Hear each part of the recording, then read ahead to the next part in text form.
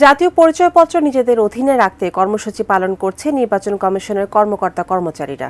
রাজধানীর আগারগাঁও থেকে এই বিষয়ে জানতে সরাসরি যুক্ত হচ্ছে সহকর্মী সাদিয়া আফরোজের সঙ্গে।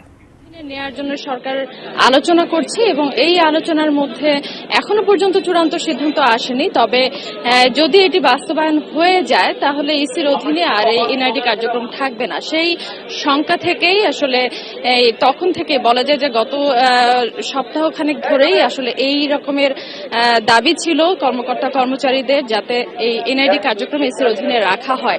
এবং যখন তারা আলটিমেটাম দিয়েছিল গতকাল বুধবার পর্যন্ত যে তাদের দাবি মানার জন্য, এবং এই দাবি না মানা হলে তারা আজকে বৃহস্পতিবার মানববন্ধন কর্মসূচির ডাক দিয়েছে এবং আজকে এই মানববন্ধন কর্মসূচি কিছুক্ষণ আগে শুরু হয়েছে।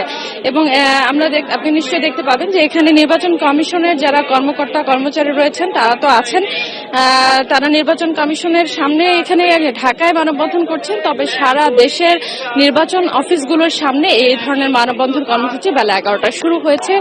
এই কর্মসূচি 11টা থেকে 1টা পর্যন্ত চলবে 2 ঘন্টা, এবং এই সময়টাতে কিন্তু এনআইডির যে কার্যক্রম সেটি বন্ধ থাকছে। অর্থাৎ এনআইডি সেবা নিতে যারা নির্বাচন অফিসগুলোতে যেতে চান তারা এই সময়টাতে এই সুবিধাটা পাবেন না।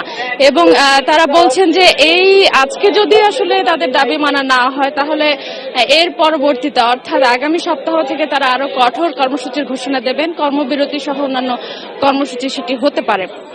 তবে সেই বিষয়ে এখনো চূড়ান্ত সিদ্ধান্ত আসেনি।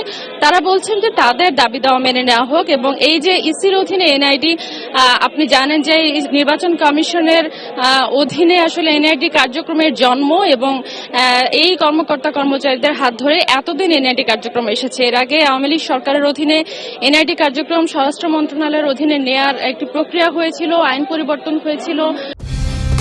কালার এক্সপার্ট, জর্জ স্যাপ এবং মাইল্ড অন হ্যান্ডস টেকনোলজি সমৃদ্ধ অরিক্স ক্রিস্টাল ওয়াশ আপনার লন্ড্রি এক্সপার্ট।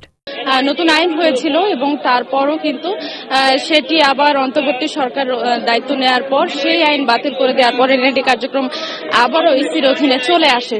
তো সেই জায়গা থেকে আসলে নির্বাচন কমিশনের এই কর্মকর্তা কর্মচারীরা ইসির কাছেও তাদের এই দাবি পেশ করেছেন, এবং নির্বাচন কমিশন কিন্তু সরকারের কাছে চিঠি পাঠিয়েছে যে যাতে এনআইডি কার্যক্রমকে ইসির অধীনে রাখা হয়। তবে সবকিছু মিলিয়ে এখনো চূড়ান্ত সিদ্ধান্ত কোনো জায়গা থেকে আসলে আসেনি, বা এই এনআইডি কার্যক্রম ইসির অধীনে রাখা হবে কিনা সে বিষয়ে এখনো সরকারের পক্ষ থেকে কিছু বলা হয়নি। কর্মকর্তা কর্মচারীদের এই মানববন্ধন আজকে চলবে 2 ঘন্টা, এবং সবচেয়ে বড় যে ভোগান্তি জায়গা সেটি হচ্ছে সাধারণ নাগরিকরা এই সময় এনআইডি সুবিধা বা এনআইডির সেবা নিতে পারছে না। মেটা।